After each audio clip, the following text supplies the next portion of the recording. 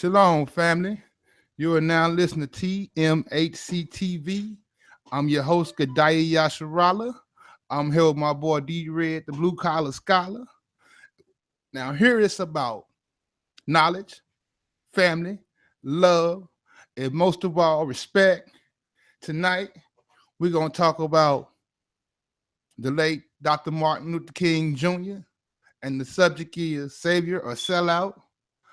So D Red pretty much got a little more inside information and want to go in more details on a few things that some people might know and some things that people might know. And we're just gonna have a little discussion about it. So we hope that y'all enjoy the show. Right now, we want y'all to hit the like button, the subscribe button, and the share button. Let the family know that we are live right now. We're about to bring out some powerful information. So without any further ado, I'll bring my brother, Blue Red, the blue collar scholar. Come on in, brother. Introduce yourself. Let us talk about it. Shoot, what it do, baby? It's your boy D Red, aka the Blue Collar Scholar, man. I'm finna just, you know what I'm saying? I was shout out to my boy Lex, man. I was on my boy Lex show earlier, man.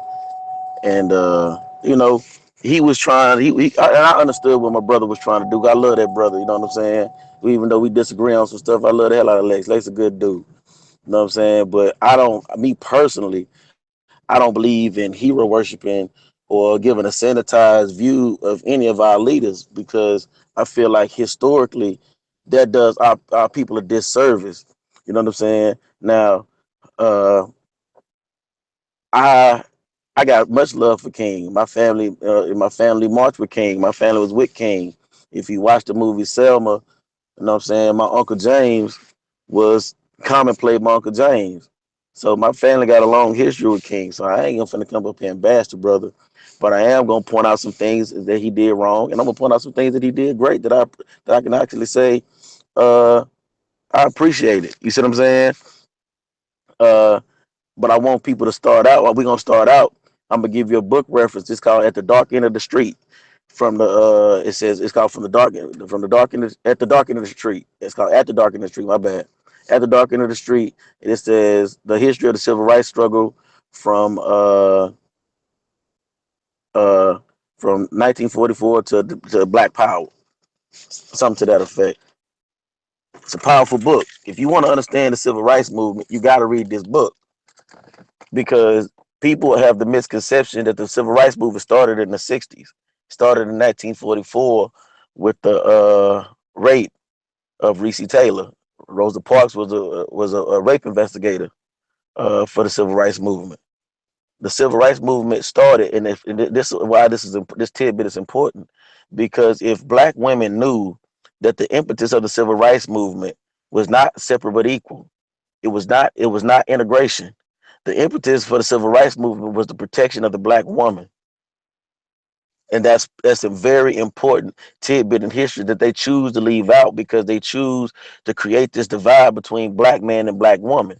And black men, we choose to go so deep in history to Kemet or wherever the hell we decide we're gonna go that we forget to look at what was going on in our time frame, our grandparents' time frame, or our great grandparents' time frame.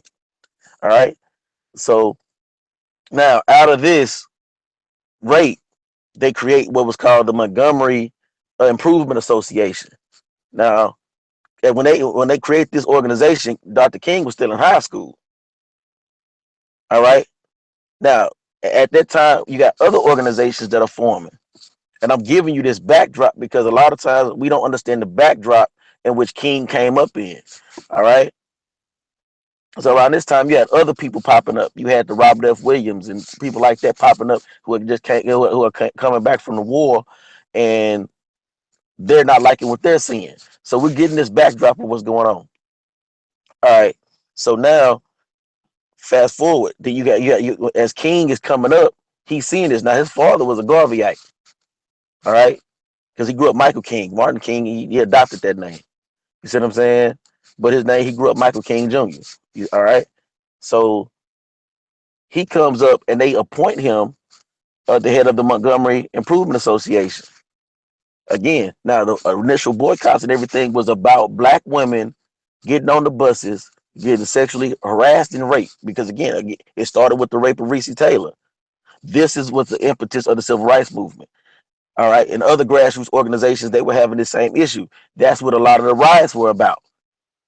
A lot of the riots was about uh, uh, situations and things dealing with black women. All right, so it was not about separate but equal. So we got to throw that out the window. It wasn't even about integration. It was about the protection of the black woman. The black man and black woman that band together to try to protect the black to protect the black woman. Now, as King comes up, you know what I'm saying? People, he becomes a good orator. Around this time, King is armed. Again, he grew up a Garvey. He was armed. He was not no pushover dude. King was armed. All right. So he finds out through meeting Bayard Rustin, who was a sexual deviant. He finds out that he can get more money if he takes a Gandhi type stance, quote unquote, which to the average person who's not a researcher, they think Gandhi was this nonviolent dude. But we don't know that Gandhi told the British that he had a million sheiks willing to come down and take freedom if they don't give it to him. So he violence, nonviolence never works without creating a thesis, antithesis situation. The Hegelian dialectic. It never works without it. Because you have to give a person a reason to get with or support your nonviolent stance and to give you what you want. You're gonna have to have leverage. All right. So now, with that, these are the books that I'm gonna recommend for the people read. I gave you At the Dark End of the Street. All right, but I'm gonna give you We Will Shoot Back. I'm gonna give you this nonviolent stuff to get you killed. You know what I'm saying? I'm gonna give you the Deacons for Defense. Uh, I'm gonna also give you Negroes Get Guns by Robert F. Williams. And I'm also going to give you The Negro and the Gun, and the History of Armed Resistance in Black America.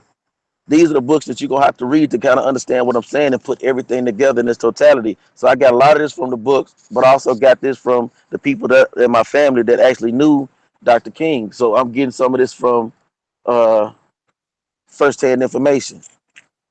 So what I need you people to do is check out those books so you can better understand what I'm saying. All right. So now, with that being said,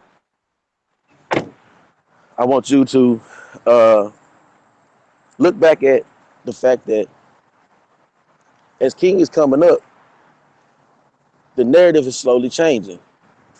Now they're changing it from basically a black woman's issue. Now they're trying to change it to a separate but equal because they was like, okay, they realized that their tax money was not being funneled into the black community.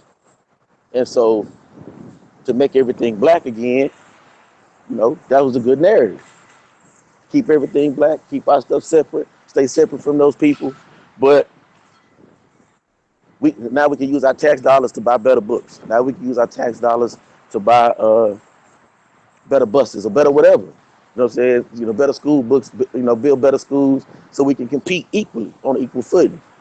Kind of like other groups, ethnic groups do today. Their tax money stays within their community. That's what they were fighting for. Over time, and it happened at the Montgomery Baptist Church, they changed the narrative to integration. And once that happened, people actually weren't happy about it.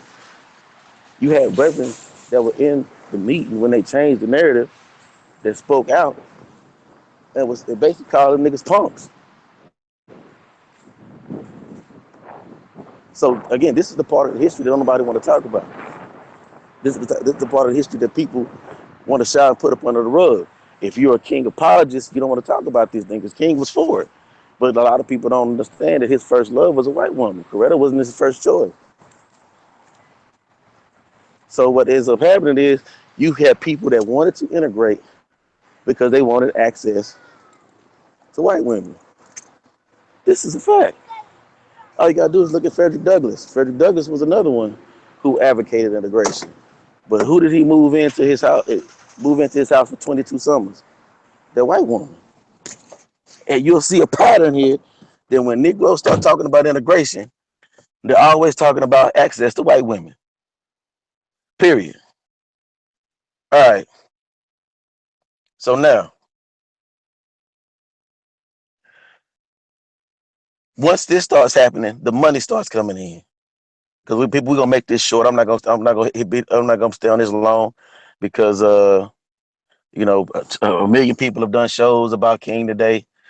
And I just want to correct a few little things, a few tidbits of misinformation. And that's it. I'm not gonna stay on this long. That's why I gave you the references so y'all can read the books for yourself. And you'll see what I'm talking about. Some of the stuff you're not gonna be able to get because again, I got it from my grandmama and them. So some of the stuff you might not be able to get, but most 90% of it you'll be able to get because I gave you the book references. So around this time when King is starting to gain prominence, like I said, Barry Rustin is his most trusted advisor. All right. You got people like Adam Clayton Powell that's not feeling it. All right. They're not feeling the whole Barry Rustin connection. They're not with it. All right. King still sticking with him. Now this is when Stephen Currier and all of the white people that start funding King start coming into play. Now, at this moment, of course, you got the Malcolm X's on the rise. You got black militancies coming up. All right. So this is 16 years after uh the Reese Taylor incident. Again, black people we've been fighting. So King was not the founder of the civil rights movement. Rosa Parks and that sitting on the bus thing wasn't the foundation of the civil rights movement. You know what I'm saying? So at this point, black power was coming up. People are starting to take up arms, right? So now white people are put in a position that they have to choose. Are they gonna choose the militant black people or are they gonna choose to side with the King people? All right. So they're putting their money on the King people. Now, again, mind you, King, what I'm saying, was the head of a Alabama organization. It was not a national organization necessarily. Now, he had branches in other places, but so did other groups. So did the Deacons for Defense. So did RAM. So did the Lowndes County Political Organization, who were the first to be called the Black Panthers. They had their organization. Uh, you had other groups. You see what I'm saying throughout the South that were the Deacons for Defense down in Louisiana and Mississippi. So you had other organizations that took a more militant stance. You had Robert F. Williams and the Black Guard. You had a lot of other organizations. So this misnomer that King had a monolith, we got to understand that people revere King. People had love for King, but the vast majority of people didn't agree with King because the vast majority of the people seen their uncles or aunties or somebody get lynched. They seen they knew about the things that happened with people like Ida B. Wells and the lynchings that she saw and the stuff that she wrote about, how she had to march all those people marched out of town because they were getting lynched. A lot of people were sick of that. So you got to understand this backdrop. A lot of people we've always, and if you read the book uh The Negro and the Gun, A History of Armed Resistance, it'll take you all the way back to Bishop Henry McNeil Turner. You know what I'm saying? Bishop Henry McNeil Turner was picking up arms. So we've never been this docile thing. As a matter of fact, if you read Rosa Parks' autobiography, she tells you how she wanted to see her granddaddy shoot that gun at the KKK because her granddaddy was strapped. As a matter of fact, she said she chose her husband, who was a barber. She chose him because he was strapped. And he was a member of, so this whole notion of black passivity, you know what I'm saying, is a misnomer. It's not even historically accurate. King didn't become nonviolent until Bed Rustin got in his ear. Until then, he was violent, and even then, his bodyguard still was strapped. Nonviolence to King was a tactic. but people tried to make it seem like it was a way of life. It was just a strategy to get exposure. The problem is he fell trapped to Baird Rustin getting this ear about the integration thing. See, that was Baird Rustin's. That was all this stuff was Baird Rustin's brainchild. If you go back and study, he was the archetype. He was the person behind the whole civil rights movement. He was the person behind the scenes, orchestrating everything. Him and the white man. Now, once King, at this point, King and Malcolm are at this debate. Malcolm is at his throat, basically calling him Uncle Tom and this, that, and the third. You see what I'm saying? Again, King grew up a Garveyite. Malcolm grew up a Garveyite. It's just Malcolm is still adhering to those Garveyite principles of if you come at me, I'm coming at you. I'm not gonna let you do nothing to me. King is taking a as he thinks a Gandhi type stance. Well, again, like I said earlier, Gandhi was never nonviolent because he had people strapped. If the British said no, that was gonna come down and smash him anyway. So it was like you can either give it to me without a fight or get your butt kicked and give it to me anyway. Type situation that Gandhi pulled. But anyway, so that's where this contention starts growing. Well, the masses of people in the South was already doing it. See, we was already fighting, because you got to think Louisiana had the most a large UNI following. Places like Georgia, Memphis had a UNI following. So a lot of these places in the South had a strong UNI presence in the South. There was a strong UNI presence in the South. And other independent organizations in the South, we just, again, go read the book, you know what I'm saying, The Negro and the Gun. We've always been resisting with arms. So this permeated in the South because that's what at that particular point, at a particular point in time before the Industrial Revolution, the vast majority of blacks were in the South. So we already had, as in the book you read, We Will Shoot Back, we had secret societies of organizations structured like secret societies where you didn't even know who these people were. But if a white person crossed a certain line of demarcation, they would take them out. It was certain parts where white folks wouldn't even come to. So again, this notion that we were passive is not factual. So what's happening is a grassroots movement is coming that's sticking to the original principle of the civil rights movement, which was our black women. That's when you start hearing what Malcolm X talk about in his message to the grassroots speech. When he's talking about the president tell him Negroes is talking about a march on Washington. You know what I'm saying? I need you to call it off. And King is like, I can't call it off because I didn't start it. These Negroes ain't got a mind of their own. These Negroes is doing this. These niggas are doing it. I ain't got nothing to do with this. And the president is saying, well, shoot, well, we're going to have to put you at the head of it. We're going to have to put you in the forefront. We're going to have to make you lead it. So the whole notion that King had this, the masses of black people, it was not a national, it was no such thing as national movements like that. It was loose-knit organizations working together. But everybody had their own organization with their own set of values and principles. The vast majority of black people was not feeling King on that principle of nonviolence. That's just what it was. So then King starts understanding this. Oh no, let me stick back to the to that whole March on Washington when the Big Six split up all that money. So yes, King took money to usurp the March on Washington. That's facts.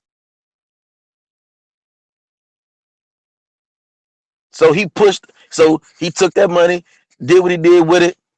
He pushed the legislation for the whole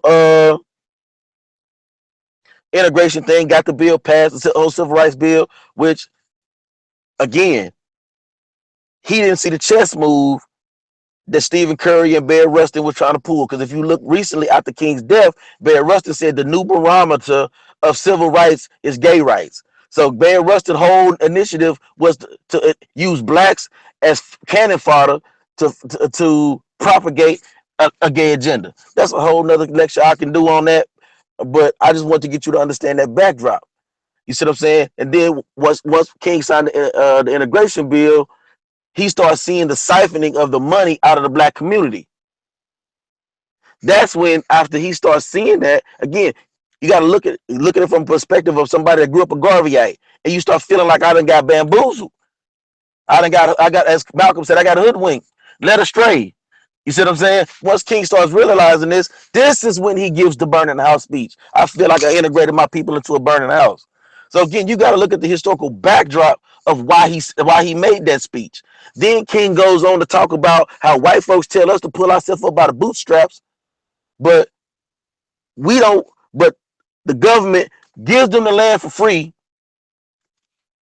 send somebody out there to teach them how to till the land, create a university for them to grow crops on to show them how to grow crops on that land, and then they tell you to pull yourself up by the bootstraps. These are the speeches after he realized he got duped. These are the type of speeches he starts back giving after he goes visits the grave of Marcus Garvey. So we got to understand, once he goes back to his Garveyite roots, Malcolm's leaving the nation. So they're not beefing no more. All right? So there's no more beef. So now what ends up happening is, through mutual people that they're affiliated with, they start coming in contact. No beef. They let people know publicly there's no beef no more. Then they decide they're gonna link up. Now, King starts talking about Vietnam.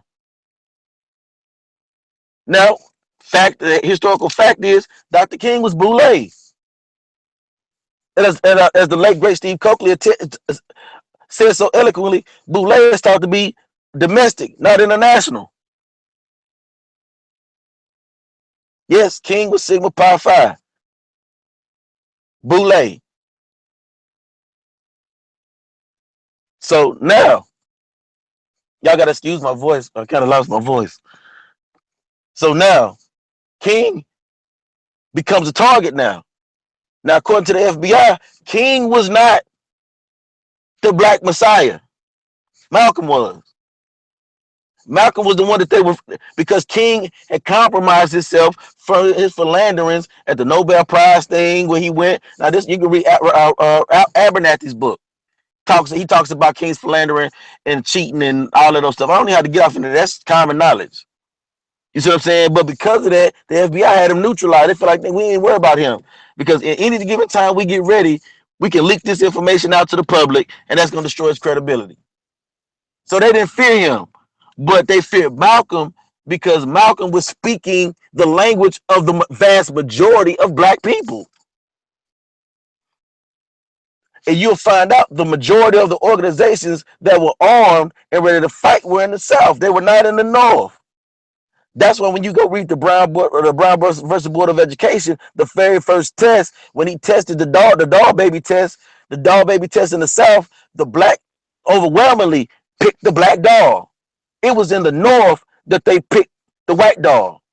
So, but that's a whole other story. I could go off deeper off into that. But I just said that to say that Malcolm was speaking the language of the majority of Blacks in America. Martin wasn't. People love King, though. I'm not saying that people didn't like King. We got to get off this notion that just because you like this person better, that you have a problem with this one. Black people didn't operate like that back then. It just Malcolm was speaking more of their language. But they loved King because they respected what King was trying to do.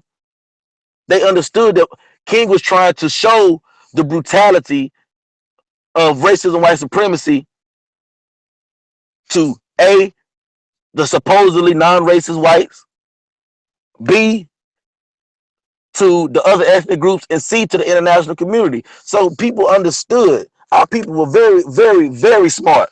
They understood what King was trying to do. They just didn't agree with the strategy en masse. But anyway, fast forward. Like I said, I'm gonna make this short. I'm not gonna be on here long, because you know I'm not gonna keep hammering home the King thing, because everybody will beat it to death. I just got on this. I decided I want to do. I was trying to do it on Lex show, but Lex, kicked me out because he said, I guess he wanted to do his reverence of Dr. King thing or whatever. But I don't do that. I don't hero worship no man. You know what I'm saying? That's why I could never be in no camp, because I'll never reverence no man. You know what I'm saying? The Bible tell you, woe to man who puts his trust in man. So, but anyway, you know what I'm saying? I so so King and Malcolm decided they're gonna get together. Sam Cooke was gonna finance it. Sam Cooke was trying to start his own distribution. So now you have now you got to go study go to the Columbia study. It was done by Columbia. It was done. It was paid for by Columbia Records by Harvard University. It was called the Columbia study. The Columbia study was a thing where the music industry basically got together and said, how can we control and basically make money off black music? It said, do whatever you got to do to keep them happy, even if you got to give them a so-called label, make them feel like they got a label, which is only a production company most of the time. You know what I'm saying? Make them feel like they got a label, but do not let them control distribution. That was part. So go look at it was called the Columbia study. All right. So when Sam Cooke decided he was going to try to start his own distribution company, he became a threat. Sam Cooke was like, "Shoot, y'all do what y'all do. I'll finance it. That way y'all can say what the hell y'all want to say." Now everybody knows that believes in the Bible. Know the Bible tell you the borrower was a slave to the lender. So whoever was financing King's movement controlled the movement. Sam Cooke was trying to he said, "You know what?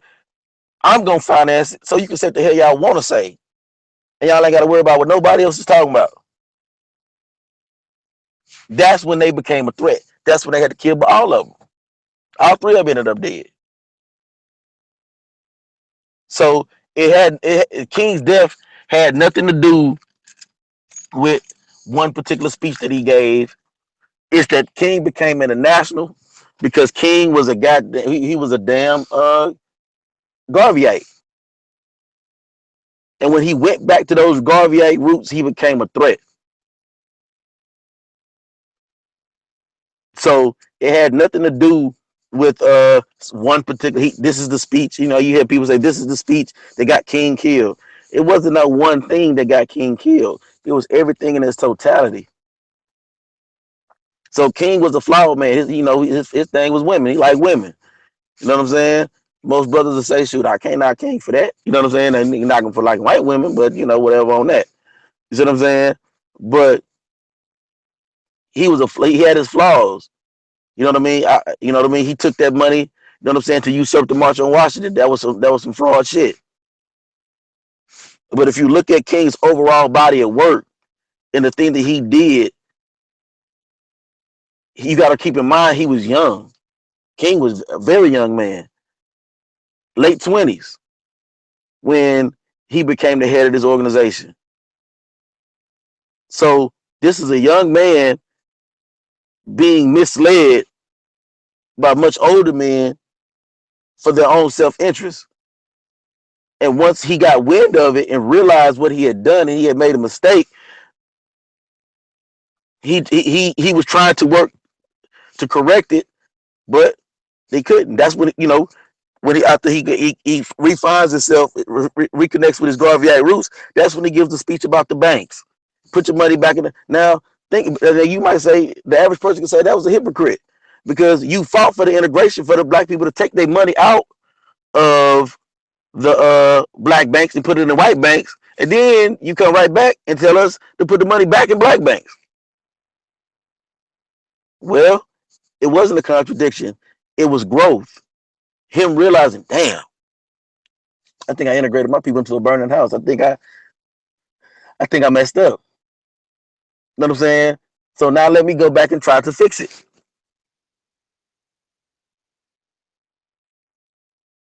And that's what King was trying to do. That was his whole thing.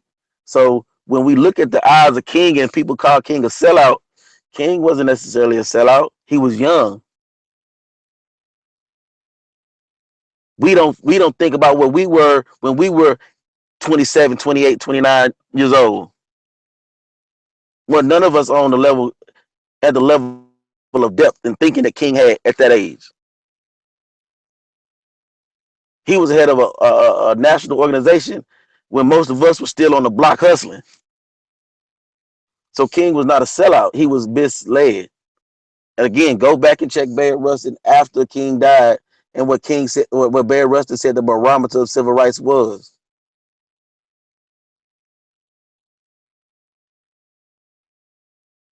So if I was to draw my conclusion about Dr. Martin Luther King, I wouldn't call him a savior, and I wouldn't call him a sellout. I would call him a flawed man who did what he could do, or he did what he thought was best at the time for his people. And once he realized what he did was not for the betterment of the black community, he tried to fix it, and subsequently, because he tried to fix it, he ended up dying and getting killed and losing his life. So when we got to take King's example and say that we don't want somebody to romanticize us, those of us, those people that call themselves in leadership position. You want the people to look at you from a unbiased, honest lens to say, "Hey, man, he did the best with what he could do with what he had." You got to think King and Malcolm were in a time where there was no internet, there was no Google. King couldn't just Google some information. So that's where you had councils and circles, war rooms. You had all this stuff to where you strategize with people, and you had to trust the people that were in the room with you if they came up with a strategy that the people thought would work. That was the era King came in. So when you got a person like Bayard Rustin who was involved in the sleeping car porters movement, who's been organizing and been doing those type of things and has the experience, you tend to lean on him and trust him and say, okay, I trust this brother knows what he's doing. Until out of Clayton Powell and some other brothers who, once they found out that he was a sexual deviant, uh, they kicked him out the movement. So we got to look at King through an honest lens. I know it's his birthday, and people got to know that it's not about bashing King. And the brothers that's doing it and calling him a coon don't even know the history, haven't even done enough historical research on that particular movement to call him a coon or anything else. The people who look at King as a savior, like he was God sent and he was this, whatever, the epitome of morality, they haven't done enough research either to call him a saint.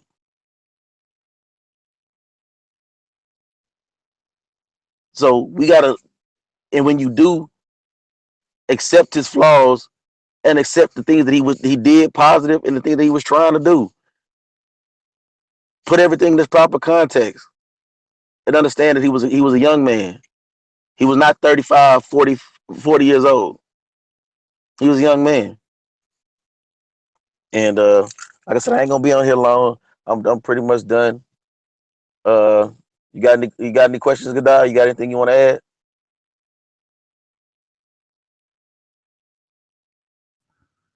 Uh, no. I was just gonna let you get it in. You wanted to get it in, so I was just gonna let you get it in. I might go back. We can't really talk about King without letting him speak a little bit today. So I might play a little clip from one of his speeches or something. If you ain't got nothing else you would like to add.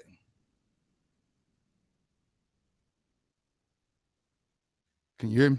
Yeah, if you want to, man. You know what I want you to do for people who might not understand what I'm saying about the message to the grassroots. Go to that message to the grassroots speech by Malcolm, if you can find it. It's a short version. And I want you to go to that right quick so the people can understand what I mean when I was talking about who he was financed by.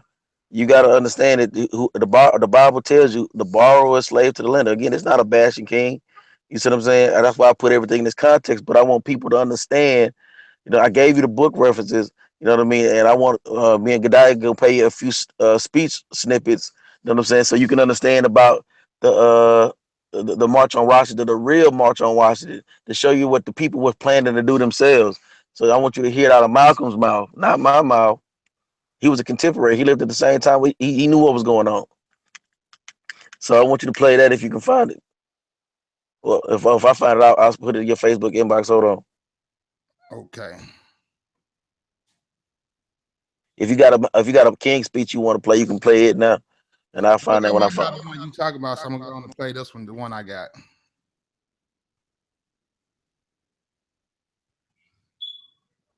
To understand this, you have to go back to what young brother here referred to as the house Negro and the field Negro.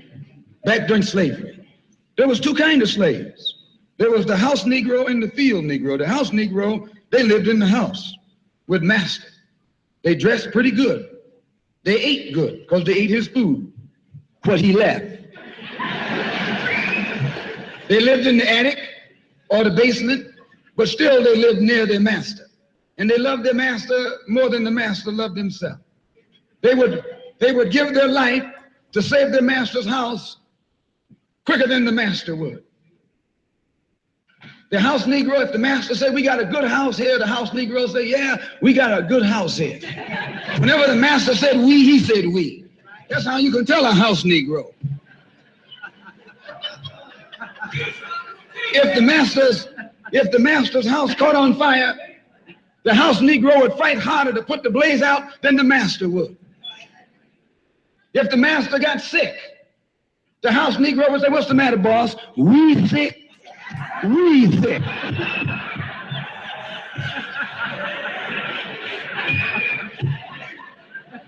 He identified himself with his master more than his master identified with himself.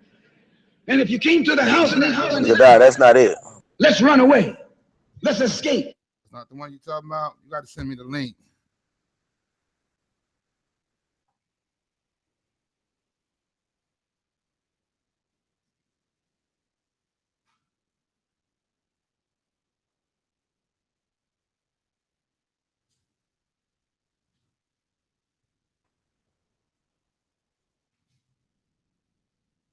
Did you ever find it?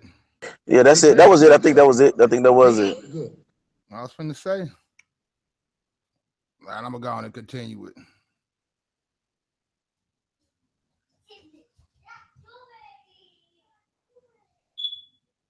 Let's separate. That house Negro would look at you and say, man, you crazy.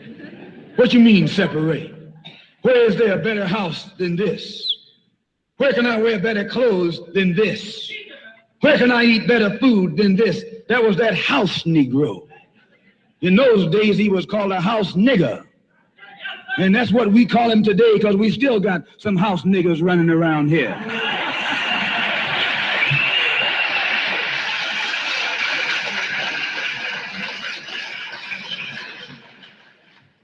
This modern house Negro loves his master. He wants to live near him. He'll pay 3 times as much as the house is worth just to live near his master. And then brag about, I'm the only Negro out here.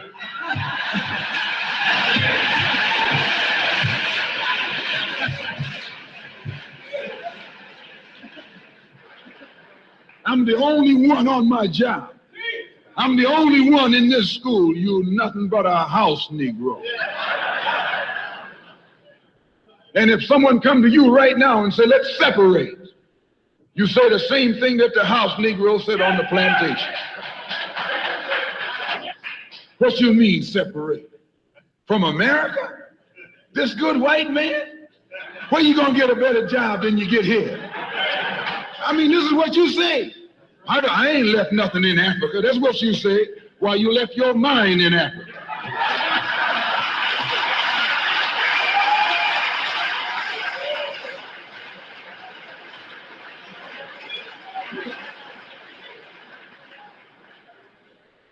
On that same plantation, there was the field Negro. The field Negro, those were the masses. There was always more Negroes in the field than there was Negroes in the house. The Negro in the field caught hell. He ate leftovers. In the house, they ate high up on the hog. The Negro in the field didn't get nothing but what was left of the insides of the hog. They call them chitlins nowadays. In those days, they call them what they were, guts. That's what you were, a gut eater. And some of you all still gut eaters.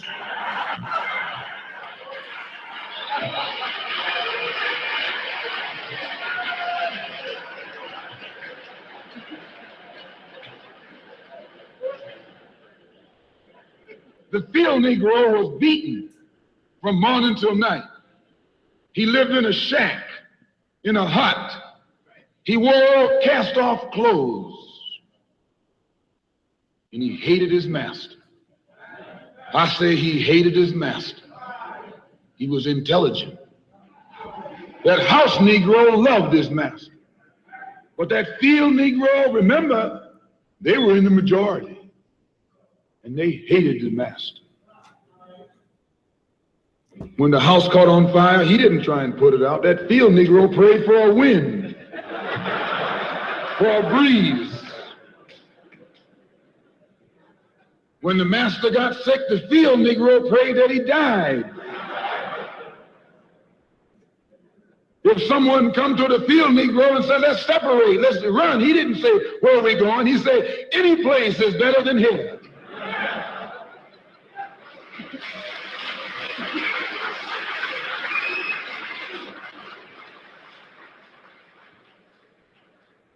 You got field Negroes in America today.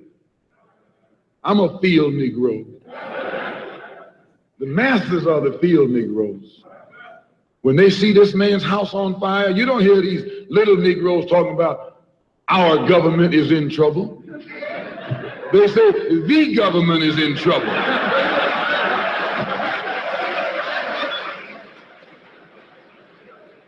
Imagine a Negro, our government. I even heard one say, our astronauts. They won't even let him near the plant. And our astronauts, our Navy, that's a Negro that's out of his mind. That's a Negro that's out of his mind. Just as the slave master in that day used Tom, the house Negro, to keep the field Negroes in check, the same old slave master today has Negroes who are nothing but modern Uncle Toms, 20th century Uncle Toms, to keep you and me in check, keep us under control, keep us passive and peaceful and nonviolent. That's Tom making you nonviolent. It's like when you go to the dentist and the man is going to take your tooth. You're going to fight him when he starts pulling.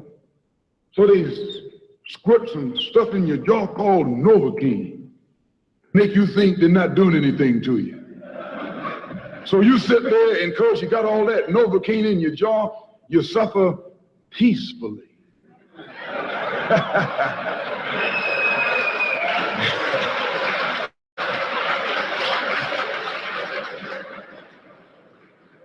Blood running all down your jaw. And you don't know what's happening. Because someone has taught you to suffer peacefully. The white man do the same thing to you in the street.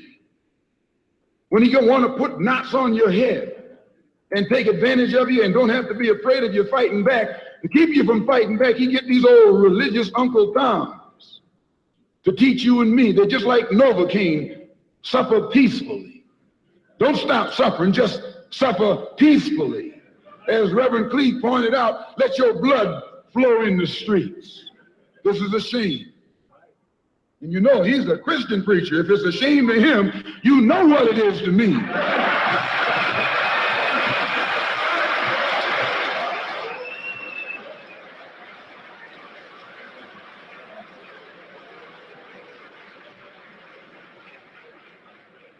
There's nothing in our book, the Quran, as you call it, Koran, teaches us to suffer peacefully. Our religion teaches us to be intelligent, be peaceful, be courteous, obey the law, Respect everyone. But if someone puts his hand on you, send him to the cemetery.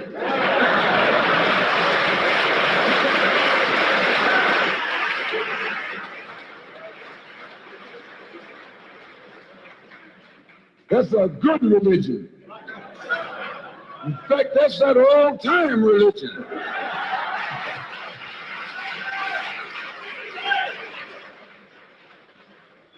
That's the one that Ma and Pa used to talk about. An eye for an eye, and a tooth for a tooth, and a head for a head, and a life for a life. That's a good religion. And then anybody, no one resents that kind of religion being taught but a wolf who intends to make you his meal. This is the way it is with the white man in America. He's a wolf, and you a sheep. Anytime a shepherd, a pastor, teach you and me not to run from the white man, and at the same time teach us don't fight the white man. That was the end of that little clip. I'm also gonna play this little clip by Martin too. Hold on, you got to get to the part. The part I wanted them to hear was the part not about the slave as and all that stuff, but the whole part about the what you call it. Well, I just The went and found the insert, so let me see.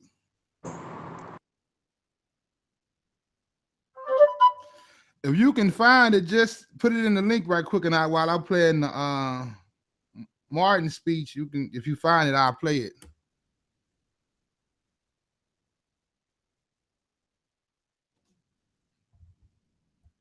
He's allowed me to go up to the mountain.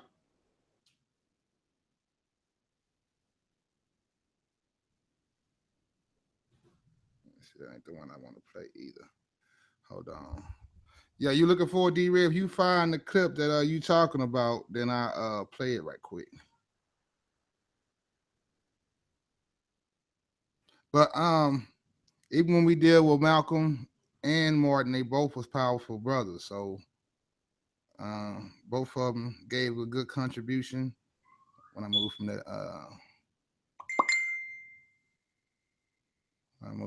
I just sent it to you in the back.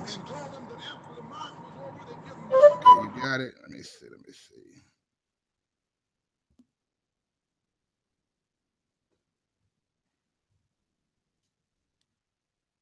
Hold on, let me go get it.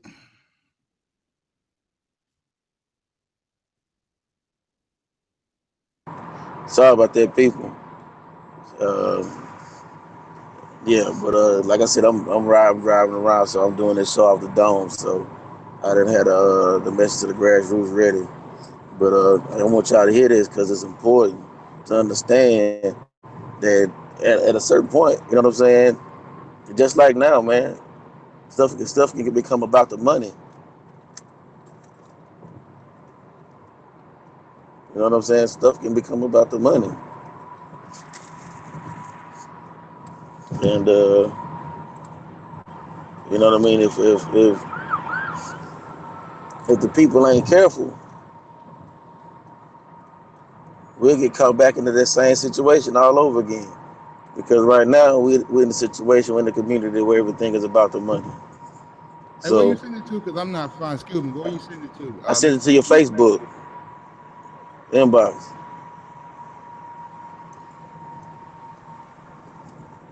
Okay. Got it?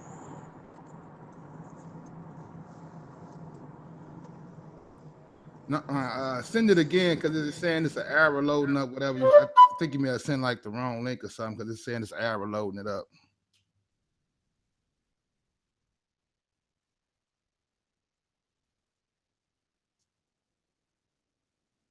But meanwhile, I'm gonna go on and get this one in. Then we can go to that one. I can pull it up. Where is it? Here we go. This is what we have to do. Now, the other thing we'll have to do is this. Always anchor our external direct action with the power of economic withdrawal. Now, we are poor people. Individually, we are poor when you compare us with white society in America. We are poor. Never stop. Forget that collectively, that means all of us together, collectively we are richer than all the nations in the world with the exception of 9. Did you ever think about that? You leave the United States, Soviet Russia, Great Britain, West Germany, France, and I can name others. The American Negro collectively is richer than most nations of the world. We have an annual income of more than $30 billion a year, which is more than all of the exports of the United States and more than the national budget of Canada. Did you know that? That's power right there if we know how to pool it.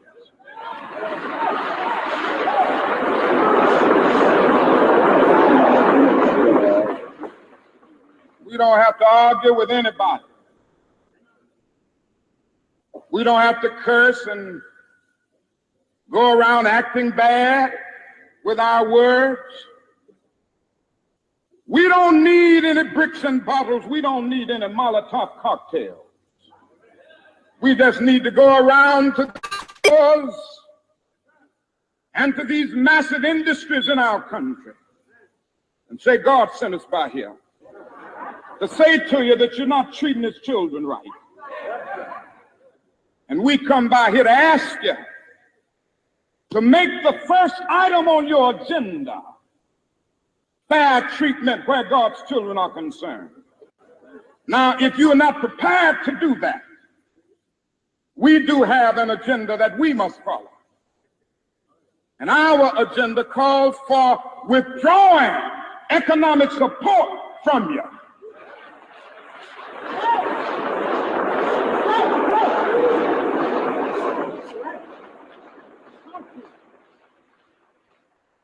So as a result of this, we're asking you tonight to go out and tell your neighbors not to buy Coca-Cola in Memphis.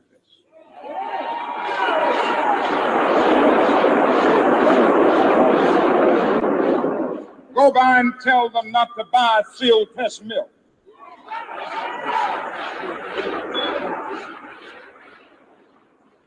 Tell them not to buy, what is the other bread? Wonder Bread. And what is the other bread, come to Jesse? Tell them not to buy Hart's bread.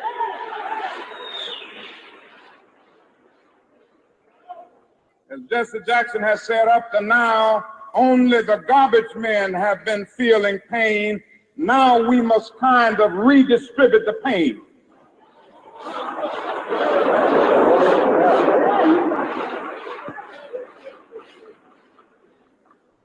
We are choosing these companies because they have been fair in their hiring policies, and we are choosing them because they can begin the process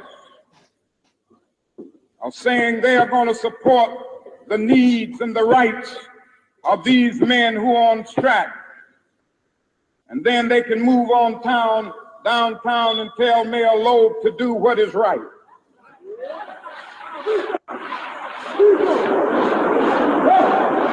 And not only that, we've got to strengthen black institutions. I call upon you to take your money out of the banks downtown and deposit your money in Tri-State Bank.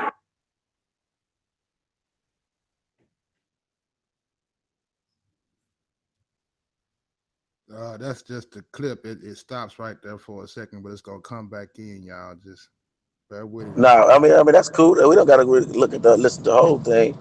I mean, the only reason why we listened to the whole thing, the other one, because I thought you had the full clip of the Veterans to the Grassroots, but you didn't. I sent it to your inbox. Check and see if you got it. Yeah, I got it. I can go on and play it right quick. Yeah, I just want to say now that was Garveyite King. That was King that And went at the back. same time, teaching. My bad. It came in. My bad. Go ahead. That was King that went back to his beginning, went back to his roots. So that's why he was talking about taking his money out of the very same banks integration put your money in. So you got to put that. That's why I say you got to qualify and quantify everything that's being said. You got to realize your money got integrated. We had our own black banks because we had our own black community.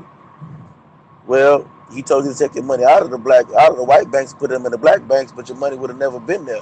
The integration was about economics. It was not about they want to integrate your dollar, you, because 90% of black people still go to school in all black communities. All right, the vast majority of blacks still live in the black community. So, like I said before, you know what I mean. That's what we gotta qualify a statement. Now, I want you to understand uh,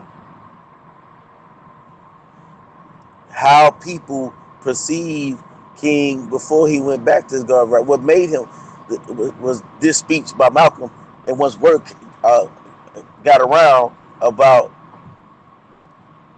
the money situation, it wasn't a good look for him.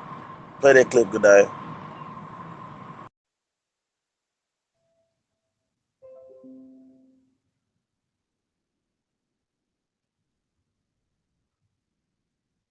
Just don't fight the white man. He's a traitor to you and me. Don't lay down our life all by itself. No. Preserve your life. It's the best thing you got. And if you got to give it up, let it be even Stephen.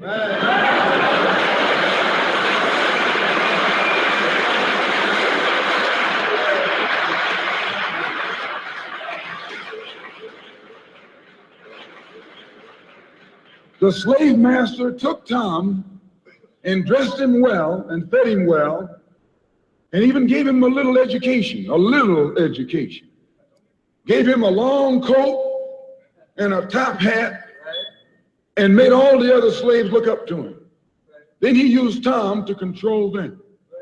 The same strategy that was used in those days is used today by the same white man. He take a Negro, so-called Negro, and make him prominent, build him up, publicize him, make him a celebrity, and then he becomes a spokesman for Negro and a Negro leader.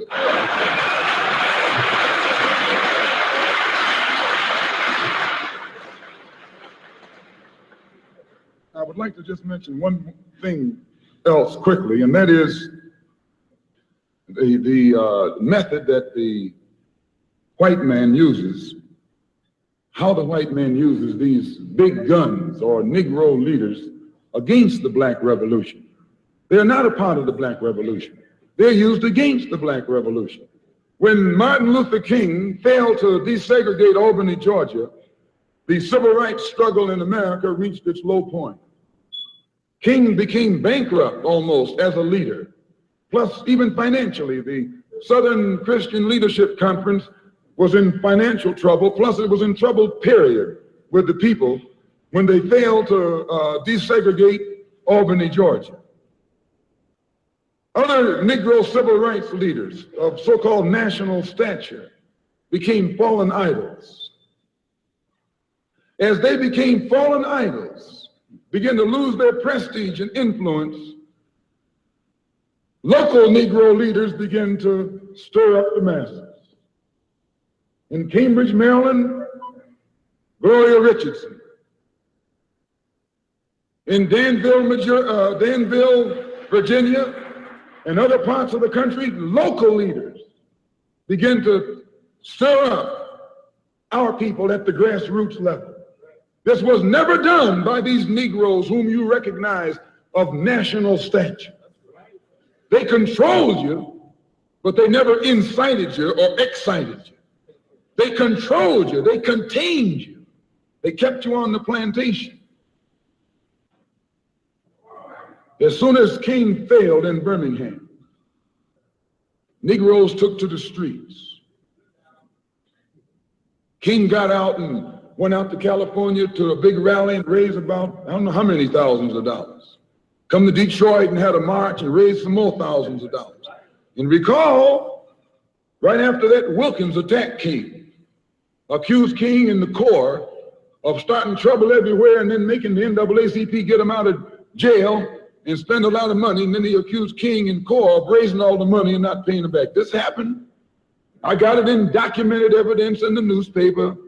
Roy started attacking King, and King started attacking Roy, and farmers started attacking both of them. And as these Negroes of national stature begin to attack each other, they begin to lose their control of the Negro masses. And Negroes was out there in the streets. They was talking about, we're going to march on Washington. By the way, and right at that time, Birmingham had exploded, and the Negroes in Birmingham, remember, they also exploded. They began to stab the crackers in the back and bust them upside the head. Yes, they did. That's when Kennedy sent in the troops down in Birmingham. So, and right after that, Kennedy got on the television and said, this is a moral issue. That's when he said he's going to put out a civil rights bill. And when he mentioned civil rights bill and the Southern crackers started talking about they were going to boycott it or filibuster it, then the Negroes started talking about what? We're going to march on Washington, march on the Senate, march on the White House, march on the Congress, and tie it up, bring it to a halt. Don't let the government proceed. They even said they was going to go out to the airport and lay down on the runway and don't let no airplanes land. I'm telling you what they said. That was revolution. That was revolution. That was the Black Revolution. It was the grassroots out there in the street. Scared the white man to death. Scared the white power structure in Washington, D.C. to death. I was there. When they found out that this black steamroller was going to come down on the Capitol, they called in Wilkins. They called in Randolph. They called in these national Negro leaders that you respect and told them, call it off. Kennedy said, look, y'all letting this thing go too far. And old Tom said, boss, I can't stop it because I didn't start it.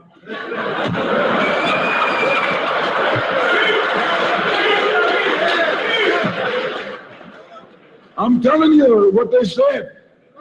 They said, I'm not even in it, much less at the head of it. They said, these Negroes are doing things on their own. They're running ahead of us. And that old shrewd fox, he said, well, if you all aren't in it, I'll put you in it. I'll put you at the head of it. I'll endorse it. I'll welcome it. I'll help it. I'll join it. A matter of hours went by. They had a meeting at the Carlisle Hotel in New York City. The Carlisle Hotel is owned by the Kennedy family. That's the hotel Kennedy spent the night at 2 nights ago. Belongs to his family. A philanthropic society headed by a white man named Stephen Currier called all the top civil rights leaders together at the Carlisle Hotel and told them that by you all fighting each other, you're destroying the civil rights movement. And since you're fighting over money from white liberals, let us set up what's known as the Council for United Civil Rights Leadership. Let's form this council, and all the civil rights organizations will belong to it. And we'll use it for fundraising purposes. Let me show you how tricky the white man is. And as soon as they got it formed, they elected Whitney Young as the chairman. And who you think became the co-chairman?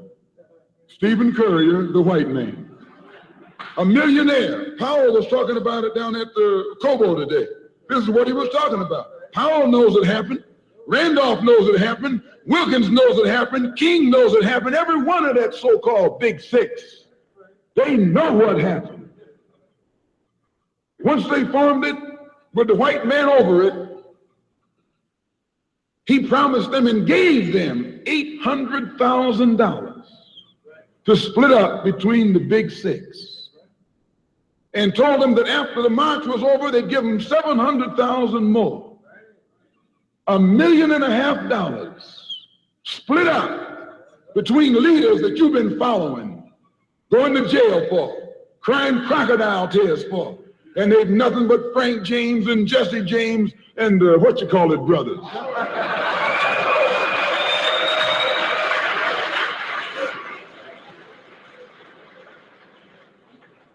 Soon as they got the setup organized, the white men made available to them top public relations experts, opened the news media across the country at their disposal. And then they begin to project these big six as the leaders of the march. Originally, they weren't even in the march. You was talking this march talk on Hastings Street. Is Hastings Street still here? On Hastings Street. You was talking the march talk on Lenox Avenue and down on Fillmore Street and Central Avenue and 42nd Street and 63rd Street. That's where the march talk was being talked.